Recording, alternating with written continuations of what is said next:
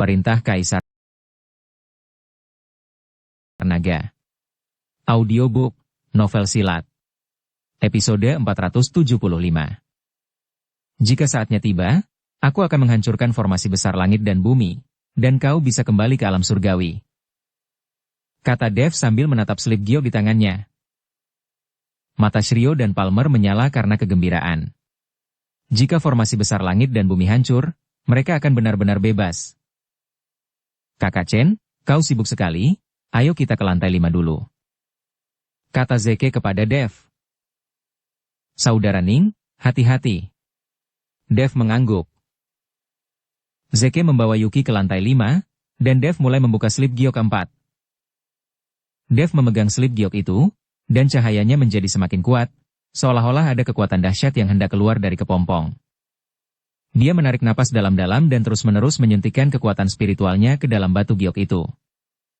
Dengan masuknya kekuatan spiritual, jimat kuno pada kepingan giok mulai berkedip dan melompat, menimbulkan ledakan suara mendengung. Dalam sekejap, seberkas cahaya yang menyilaukan melesat ke langit dan menyebar ke segala arah dengan Dev sebagai pusatnya. Langit tampak terkoyak oleh tangan raksasa tak terlihat, dan formasi sihir besar dan misterius perlahan-lahan muncul. Di atas formasi sihir, rune mengalir dan garis-garis saling bertautan, memancarkan aura yang menggetarkan jantung. Tak peduli apapun yang dilakukan para kultivator di dunia surga dan manusia, mereka tanpa sadar menghentikan apa yang tengah mereka lakukan dan menatap ke langit yang diselimuti oleh formasi besar langit dan bumi. Beberapa orang sangat terkejut hingga mereka tidak bisa menutup mulut, dan mereka bahkan tidak menyadari bahwa senjata ajaib di tangan mereka jatuh. Beberapa orang memperlihatkan rasa kagum di mata mereka, berlutut dengan satu kaki, dan memberi hormat ke arah formasi tersebut, dan beberapa orang memiliki keserakahan di wajah mereka, seolah-olah mereka sedang menghitung peluang yang tersembunyi dalam formasi tersebut. Ini. Apa ini? Ini sangat kuat, kata seorang tetua berambut putih dengan suara gemetar. Dia telah berlatih selama ratusan tahun tetapi belum pernah melihat pemandangan seperti itu. Mungkinkah itu formasi besar langit dan bumi yang legendaris? Seorang kultivator muda mengepalkan tangannya dengan penuh semangat, dengan cahaya yang menyala-nyala di matanya. Sudah muncul. Telah terungkap, formasi besar langit dan bumi telah terungkap, saudaraku, kita akan segera dapat kembali ke alam surgawi. Iblis formasi memandang formasi besar langit dan bumi dan tampak gembira bagaikan anak kecil. Leluhur pola ilahi menatap formasi besar langit dan bumi di langit, air mata mengalir di wajahnya. Jauh di utara, iblis api yang diselimuti api menatap formasi besar langit dan bumi dengan ekspresi emosi yang dalam. Pada saat ini di dunia surga dan manusia, saya tidak tahu berapa banyak biksu alam surgawi yang terperangkap di dunia surga dan manusia. Mereka sangat gembira saat ini. Sudah ribuan tahun penantian. Formasi besar langit dan bumi akhirnya muncul. Sekarang mereka hanya perlu menunggu seseorang yang menghancurkan formasi itu. Maka mereka akan benar-benar bebas. Saat Dev melihat formasi besar langit dan bumi yang terbuka di hadapannya, dia merasa sedikit gembira tetapi juga agak gelisah. Dia tahu betul bahwa terbukanya formasi besar langit dan bumi ini niscaya akan menimbulkan gelombang besar, dan dia sudah berada di pusat badai itu. Tuan Chen, formasi besar langit dan bumi telah muncul. Bisakah Anda menghancurkannya sekarang? Shiryo bertanya pada Dev dengan penuh semangat. Dev menggelengkan kepalanya. Saat ini, saya baru saja membuat formasi besar langit dan bumi muncul. Saya masih perlu mempelajari cara menghancurkan formasi itu. Tuan Chen, Anda pelajarilah, kami akan melindungi Anda. Palmer berkata dengan penuh semangat. Oke. Dev mengangguk, lalu tubuhnya perlahan melayang ke udara. Matanya menatap formasi besar langit dan bumi, dan dia jatuh ke dalam keadaan tanpa pamrih. Pada saat ini di sekte pembakaran api, Harmen Wen tiba-tiba membuka matanya dan mengerutkan kening dalam. Leluhur, formasi besar langit dan bumi telah muncul. Saya pikir ada seseorang yang mencoba menghancurkannya. Daavos Wen memasuki ruang rahasia dan berkata kepada Harmen Wen. Hentikan dia. Waktunya belum tepat. Kita tidak bisa membiarkan formasi besar langit dan bumi hancur. Setelah Harmen Wen melihat peti mati perunggu itu, dia memerintahkan Daavos Wen. Dimengerti. Daavos Wen mengangguk. Segera, di sekte pembakaran api, Sejumlah besar kultivator, yang dipimpin oleh Davos Wen, langsung menuju ke negeri tanpa takdir. Kakak beradik Devon Wen dan Daisy Wen ada di antara mereka. Kakak beradik ini lari kembali saat Dev bertarung dengan Raja Empat Neraka. Di negeri tanpa takdir ini, Dev masih dalam keadaan tidak mementingkan diri sendiri. Dev sendiri tidak yakin kapan formasi besar langit dan bumi ini bisa hancur. Caesar Lin, Taois Walis, 5 penguasa wilayah, Tiwinan, Shrioli, Palmer Shen, Musha dan lainnya semuanya melindungi Dev. Pada saat ini, dari langit negeri tanpa takdir, gelombang aura mengerikan datang dengan cepat. Merasakan aura yang menakutkan itu, wajah semua orang menjadi serius. Hanya dalam sekejap, Davos Wen dan orang-orang dari sekte pembakaran api telah tiba di depan Caesar Lin dan kelompoknya. Davos Wen mendongak ke arah Dev yang tidak menyadari keadaan dunia, matanya dipenuhi dengan niat membunuh yang dingin. Davos Wen? Apa yang kau lakukan di sini? Caesar Lin bertanya dengan panik ketika dia melihat itu adalah orang dari sekte Huofen pembakaran api. Awalnya hanya ranah 4 neraka saja yang telah menyebabkan orang-orang ini begitu menderita, dan sekarang sekte pembakaran api, kekuatan nomor 1 di dunia surga dan manusia telah tiba, membuat Caesar Lin semakin panik. Formasi besar langit dan bumi tidak dapat dihancurkan sekarang, jadi orang yang mencoba menghancurkan formasi itu harus mati. Davos Wen berkata dengan dingin. Caesar Lin tak berkata apa-apa, hanya melirik ke arah Taois Walis. Taois Walis melambaikan pengocoknya dan mengangguk. Bunuh. Caesar Lin berteriak dengan marah dan bergegas keluar lebih dulu. Dalam sekejap, semua orang yang melindungi Dev bergegas maju. Tak ada omong kosong lagi yang dibutuhkan, dan dalam sekejap langit dan bumi berubah warna, dan segala macam mantra sihir berterbangan di sekitarnya. Davos Wen tidak mengambil tindakan apapun, tetapi menatap Dev. Saat Davos Wen dengan ringan mengarahkan jarinya ke arah Dev, hembusan udara langsung mengarah ke Dev. Lindungi Tuan Chen. Caesar Lin berteriak dengan marah saat melihat ini. Tetapi saat ini, semua orang terjerat oleh orang-orang dari sekte pembakaran api dan tidak punya waktu luang. Selain itu, tidak semua orang bisa menahan serangan Davos Wen. Mampu menjadi kekuatan nomor 1 di dunia surga dan manusia, kekuatan Davos Wen sangat mengerikan. Dia telah mencapai puncak alam abadi transformasi negeri peri dan dapat naik ke alam surgawi kapan saja. Tepat saat aura itu mencapai Dev sepertinya tidak menyadarinya. Matanya masih sedikit terpejam, tenggelam dalam formasi agung langit dan bumi. Pada saat ini, tiba-tiba sebuah tangan besar mencengkeram, langsung menangkap aura, lalu mengerahkan sedikit tenaga. Ledakan. 2R. Auranya meledak seketika, dan gelombang kejut kekuatan yang mengerikan meledak keluar. Semua orang yang bertarung dipukul mundur oleh gelombang kejut dan berhenti bertarung. Gelombang kejut menghantam semua orang hingga mundur. Kekuatan mengerikan ini membuat semua orang tak percaya. Di depan Dev, Musha yang kurus dan berwajah pucat muncul. Davos Wen menatap Musha dengan ekspresi yang sangat serius. Pria di depannya membuatnya merasakan krisis dan pada saat yang sama dia sangat terkejut. Dia tidak mengerti bagaimana seorang master seperti itu bisa muncul di dunia surga dan manusia ini. Di dunia surga dan manusia, dia adalah eksistensi yang tak terkalahkan. Siapakah orang yang tiba-tiba muncul ini? Siapa kau? Davos Wen bertanya. Kau tidak pantas tahu, kata Musha dengan ringan.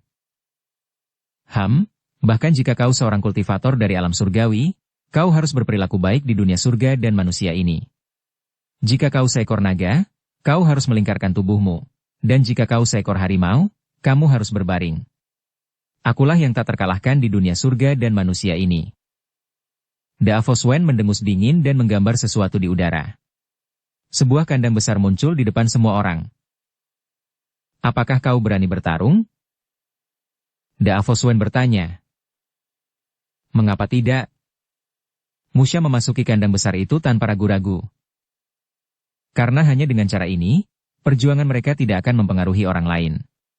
Kalau tidak, pertarungan mereka kemungkinan besar akan menghancurkan seluruh negeri tanpa takdir, dan bahkan orang-orang di sekitar mereka akan mati. Davos Wen mencibir dan melangkah masuk ke dalam kandang. lalu dia perlahan membuka tangan kanannya, dan cahaya terang memancar dari telapak tangannya. Seluruh negeri tanpa takdir berguncang hebat. Hanya trik kecil. Musha mendengus dingin, lalu meninju. Ledakan. Blar.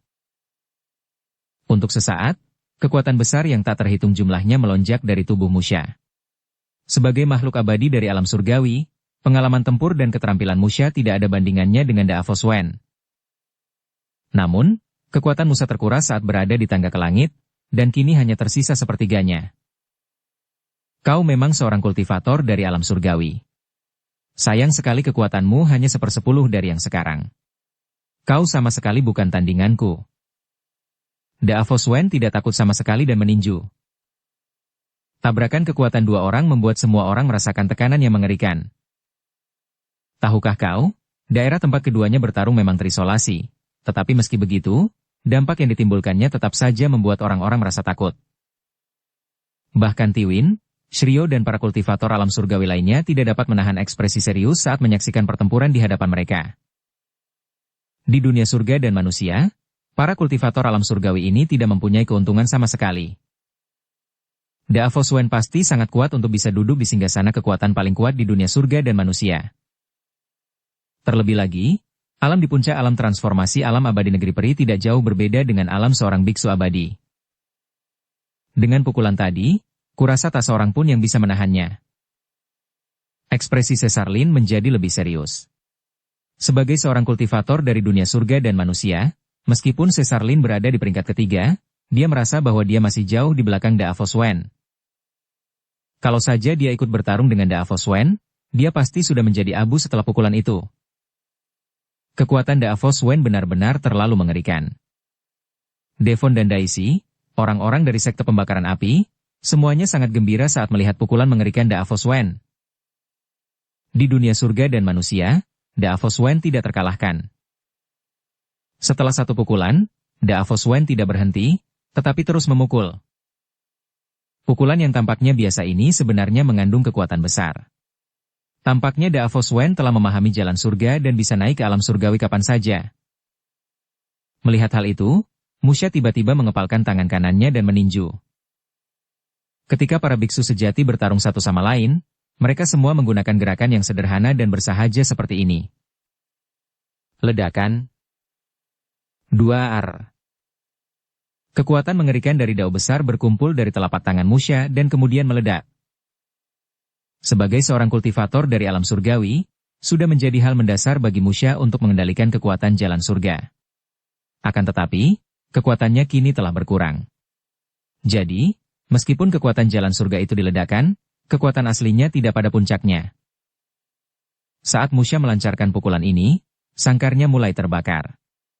Pada saat kedua tinju itu bersentuhan, seluruh sangkar tidak dapat menahannya lagi dan meledak. Gelombang aura yang mengerikan menyebar ke segala arah.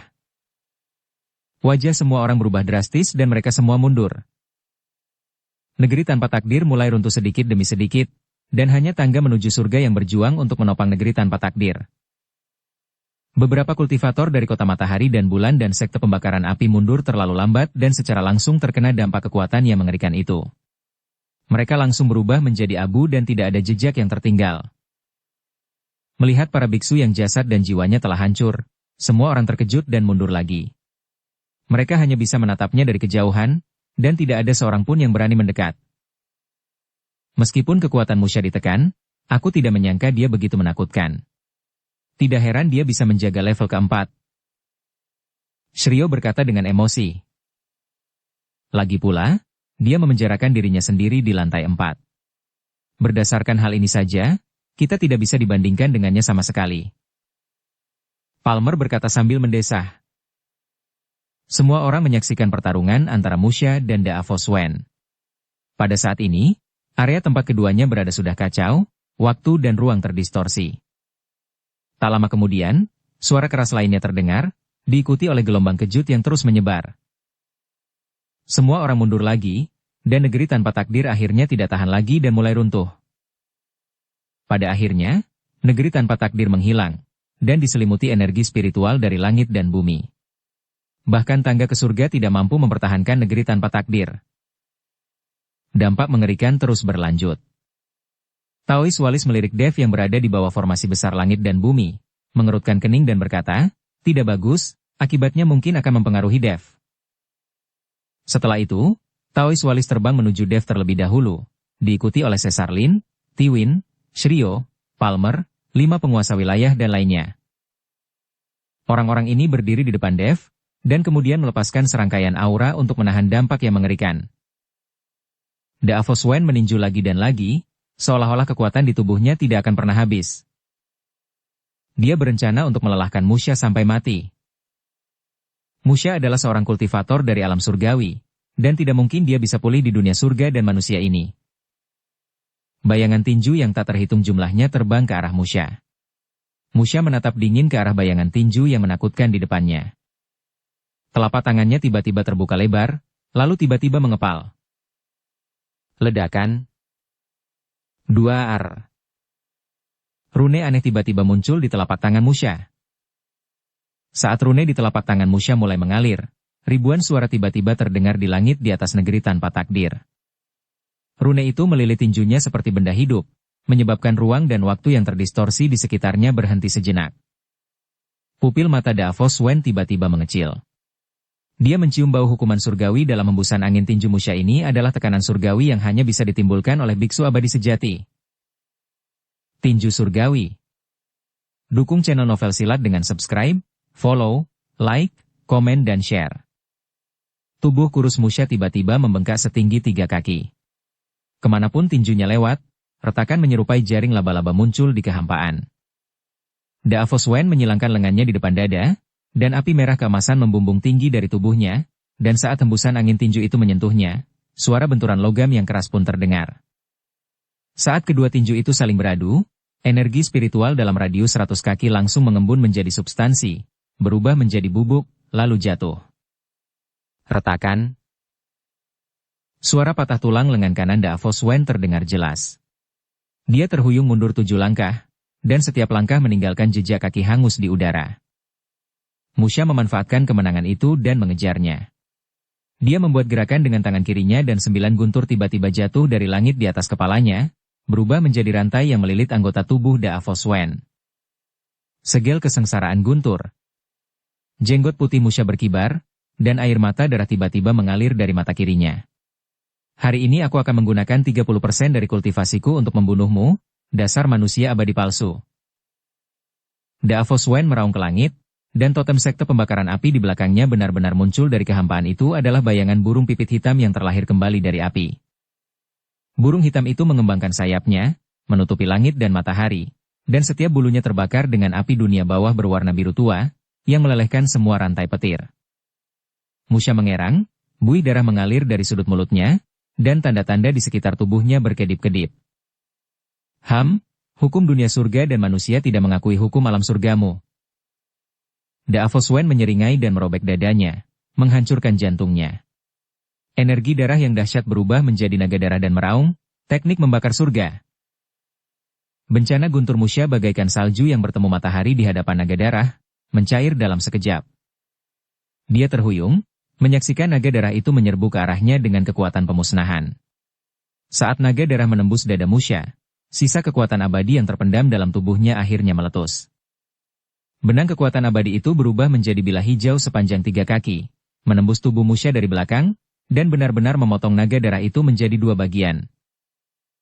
Davos Wen menatap kosong ke dadanya yang kosong, di mana separuh ujung pedang berdarah tertancap.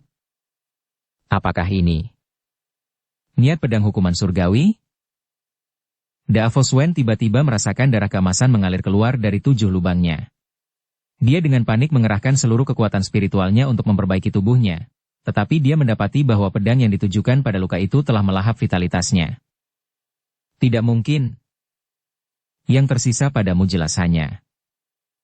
Musha terhuyung dan jatuh ke tanah, memperlihatkan tulang-tulang putih di belakangnya tempat niat pedang menghilang. Dunia tiba-tiba menjadi sunyi. Davos Wen berdiri diam dengan gemetar, luka pedang di dadanya sembuh dengan kecepatan yang terlihat oleh mata telanjang. Dia menunduk menatap api merah keemasan yang kembali mengembun di telapak tangannya, dan tiba-tiba tertawa terbahak-bahak. Ternyata kau telah menjadi kekuatan yang terkuras untuk waktu yang lama. Hari ini aku akan mengekstrak tulang abadi milikmu dan memurnikannya menjadi senjata ajaib. Nafas Musya tidak lagi terdengar, dan Shiryo beserta yang lainnya mati-matian melawan akibatnya. Di hadapan Daavos Wen yang berada di puncak alam abadi transformasi negeri peri, semua perlawanan adalah sia-sia. Bahkan jika Caesar Lin dan yang lainnya bergabung, tetap saja tidak ada gunanya. Ledakan 2R. Tiba-tiba, langit dan bumi mulai bergetar, dan kemudian dalam formasi besar langit dan bumi, cahaya keemasan menyelimuti Dev. Dia dengan panik mengerahkan seluruh kekuatan spiritual. Dev tiba-tiba membuka matanya menunjukkan kegigihan. Ternyata inti dari formasi besar langit dan bumi ini ada di sini. Setelah Dev selesai berbicara, dia tiba-tiba membuka tangannya dan menggunakan pedang pembunuh naga, lalu tubuhnya melesat keluar. Dalam sekejap, sosok Dev menghilang, lenyap sepenuhnya dalam formasi besar langit dan bumi. Namun dalam sekejap, disertai suara gemuruh, formasi besar langit dan bumi itu mulai runtuh dengan kecepatan yang terlihat oleh mata telanjang. Sosok Dev muncul, menatap formasi langit dan bumi yang runtuh, senyum muncul di sudut mulutnya. Formasi besar langit dan bumi runtuh, dan di seluruh penjuru dunia surga dan manusia, sinar cahaya keemasan mengalir deras ke langit. Ini adalah para biksu dari alam surgawi yang terperangkap di dunia surga dan manusia. Cahaya keemasan ini memenuhi seluruh dunia surga dan manusia, seperti kembang api. Melihat cahaya keemasannya, Dev tidak menyangka ada begitu banyak biksu abadi alam surgawi yang terperangkap di dunia surga dan manusia. Di sebuah gua, leluhur pola ilahi dan iblis formasi masih bermain catur. Mereka berdua merasakan lenyapnya formasi besar langit dan bumi, dengan senyum yang telah lama hilang di wajah mereka. Saudaraku, permainan catur ini telah dimainkan selama bertahun-tahun, sekarang saatnya untuk menang atau kalah, lalu pulang. Iblis formasi berkata sambil tersenyum. Pulanglah, aku telah terperangkap selama bertahun-tahun, kupikir aku tidak akan pernah kembali selama sisa hidupku. Setelah leluhur pola ilahi selesai berbicara, bidak catur di tangannya perlahan jatuh. Iblis formasi terkejut untuk sementara waktu, dan kemudian menatap leluhur pola ilahi dengan heran. Saudaraku, kau. Mengapa kau mengalahkanku begitu cepat? Lalu mengapa permainan catur ini dimainkan selama bertahun-tahun? Jika saya tidak bermain catur dengan Anda selama bertahun-tahun, dan kau tidak bertanding dengan saya selama bertahun-tahun, diperkirakan Anda telah berakhir dengan depresi sejak lama. Leluhur pola ilahi tersenyum. Setelah iblis formasi mendengar ini, dia tidak bisa menahan senyum. Saudaraku, terima kasih. Setelah berbicara, dua cahaya emas menyala, dan tidak ada seorang pun di dalam gua, hanya papan catur yang tersisa di sana. Mungkin bertahun-tahun yang akan datang dari sekarang, gua ini akan menjadi gua peri yang dieksplorasi oleh para biksu generasi mendatang. Para biksu dari alam surgawi berpacu dengan waktu untuk kembali ke alam surga, dan mereka tidak ingin tinggal sedetik pun lagi. Taois Walis, Tiwin, Shiryo, Palmer terdiam. Mereka melihat formasi besar langit dan bumi yang runtuh dengan kerinduan di mata mereka. Hanya saja mereka tahu bahwa mereka belum bisa pergi. Jika mereka pergi, mereka pasti akan mati.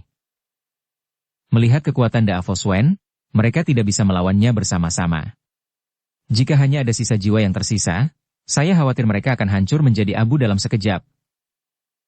Tuan Chen, larilah dengan cepat, kami khawatir kami tidak akan dapat menahannya dalam waktu lebih lama lagi. Caesar Lin berkata kepada Dev.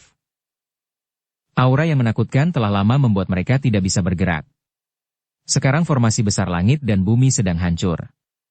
Jika mereka tidak segera melarikan diri, mereka pasti akan mengalami penindasan oleh Daavos Wen pada akhirnya. Palalu. Jangan khawatir, tidak semudah itu Bung. Tidak ada di antara kalian yang bisa melarikan diri. Kata Daavos dengan wajah yang penuh keganasan. Leluhur memintanya untuk menghentikan Dev dari menghancurkan formasi besar langit dan bumi, dan sekarang dia telah gagal. Dia tahu bahwa jika dia tidak membunuh orang-orang ini, dia tidak akan memiliki wajah untuk bertemu dengan leluhur. Selain itu, leluhur pasti menyalahkannya, apalagi dia, bahkan sekte pembakaran api takut mereka semua akan menghilang bersama. Dengan aura tubuh Daavos meletus lagi, tubuh Dev juga seperti ditekan oleh 10.000 gunung. Tuan Chen, Saya hanya bisa membantu Anda sampai di sini. Kaisar Lin melihat bahwa Dev juga ditekan, dengan tekad di matanya, dia akan mengorbankan diri untuk Dev. Setelah berbicara, dia tiba-tiba menjabat tangannya, dan tubuhnya mulai bangkit. Caesar Lin akan meledak. Setelah Dev melihat ini, dia buru-buru berteriak, Kaisar Lin, jangan. Tuan Si. Dev menderu, memanggil Tuan Si. Dia tidak tahu apakah Tuan Si bisa mendengarnya, tapi dia tahu bahwa Tuan Si pasti akan muncul saat dia paling berbahaya. What? Tuan Si? Tanya Davos dengan senyum dingin. Hahaha. Sekarang tidak ada gunanya bagimu memanggil ayahmu. Dev berteriak lagi, Tuan Si. Boom. 2R. Tepat setelah Dev selesai berteriak, tiba-tiba kehampaan di langit tampak terbelah dari tengah, dan seorang pria parubaya dengan jubah biru datang perlahan. Tuan Si. Melihat pengunjung itu, Dev tiba-tiba terkejut. Pada saat kedatangan Tuan Si, paksaan langit dan bumi yang menakutkan menghilang dalam sekejap. Semua orang menghela nafas untuk waktu yang lama. Ketika penguasa wilayah barat melihat Tuan Si, tubuhnya sedikit bergetar. Ini dia, ini dia. Celana penguasa wilayah barat basah, dan dia pipis lagi. Davos melirik Tuan Si dan berkata dengan dingin, brengsek. Siapa kau? Berani menghentikan sekte pembakaran apiku melakukan sesuatu? Tuan Si tidak memperhatikannya, tetapi menatap Dev, matanya penuh cinta dan belas kasihan. Kau menghancurkan formasi besar langit dan bumi? Ya. Dev mengangguk. Oke. Lumayan. Tuan Si mengelus kepalanya. Davos yang bertanya tapi diabaikan, dia mengerutkan kening, brengsek. Sialan, aku paling benci pria so penting sepertimu. Beraninya kau mengabaikanku? Setelah berbicara, Davos tiba-tiba melangkah maju, dan kemudian menghantam Tuan Si. Kekuatan Davos sedang bergulir. Dengan pukulan ini, Davos menggunakan seluruh kekuatannya, dan dia ingin membunuh Tuan Si yang berpura-pura hebat dengan satu pukulan. Tapi menghadapi pukulan Davos, Tuan Si bahkan tidak menatapnya, masih mengelus kepala Dev. Melihat kekuatan pukulan itu masuk, Tuan Si melambai ringan tanpa melihatnya. Boom. Blar. Ditemani oleh angin sepau-sepau yang bertiup, kekuatan Davos yang menakutkan, tetapi di bawah gelombang Tuan Si, langsung menghilang tanpa jejak, seolah-olah belum pernah muncul sebelumnya. Pada saat yang sama, lubang darah muncul di dada Davos lebih dari satu, dan organ dalamnya dapat terlihat dengan jelas. Seketika tewas. Seketika ada keheningan yang mematikan antara langit dan bumi. Semua orang tampak kosong, wajah mereka tidak bisa mempercayainya. Selain terkejut, penguasa wilayah utara memandang penguasa wilayah barat yang telah kencing di celana. Dia akhirnya mengerti mengapa penguasa wilayah barat kencing di celana. Palmer dan yang lainnya terkejut ketika mereka melihat pemandangan ini di depan mereka. Sebagai biksu alam surgawi, mereka secara alami memiliki banyak pengetahuan, tetapi Tuan Si di depan mereka membuatnya tidak dapat melihat atau menebak sama sekali. Seseorang yang terlihat sopan dan santun, tidak memiliki sedikit pun aura di tubuhnya, tetapi dengan lambaian tangannya, dia dapat membuat seorang biksu yang telah mencapai puncak transformasi alam abadi negeri primati seperti seekor lalat. Dan pada saat ini, Davos yang hanya sisa jiwa, matanya terbuka lebar, wajahnya penuh ketidakpercayaan luar biasa, dan seluruh tubuhnya kehilangan jiwanya dan berkata, bagaimana mungkin? Bagaimana bisa seperti ini? Davos tidak percaya sekarang, masih ada orang seperti itu di dunia surga dan manusia. Dia adalah kekuatan tempur tertinggi di dunia surga dan manusia, dan dia tak terkalahkan. Mengapa dia terbunuh dalam hitungan detik dengan satu gelombang? Ini tidak mungkin. Sama sekali tidak mungkin. Davos bertanya dalam hatinya tidak mengerti. Pada saat ini, Tuan Si memandang Davos dan berkata dengan enteng, ada apa? Melihatmu, kau sepertinya tidak puas, kau tidak menerimanya? Setelah berbicara, Tuan Si menjabat telapak tangannya dengan ringan, dan meminta Davos untuk hanya merasakan kekuatan di tubuhnya yang menghilang dalam sekejap, dan kemudian lubang darah di dadanya juga pulih seperti biasanya. Kau sudah pulih? Lalu ayo bertarung lagi. Tuan Si berkata. Melihat pemandangan ini, semua orang tercengang lagi. Dan ketika Musha melihat pemandangan ini, ekspresinya menjadi sangat bersemangat. Dia tahu bahwa orang ini adalah orang yang Dev bicarakan. Seseorang yang bisa menyelamatkan istrinya. Meskipun Musha sudah sekarat saat ini, sangat berharga untuk menyelamatkan istrinya. Davos memandang Tuan Si, ekspresinya tiba-tiba menjadi sangat mengerikan. Dia merasa Tuan Si sengaja mempermalukan dirinya sendiri. Brengsek. Tidak ada yang pernah mempermalukanku seperti ini. Bersambung ke episode 476. Dukung kami dengan subscribe, follow, like, komen dan share. Terima kasih.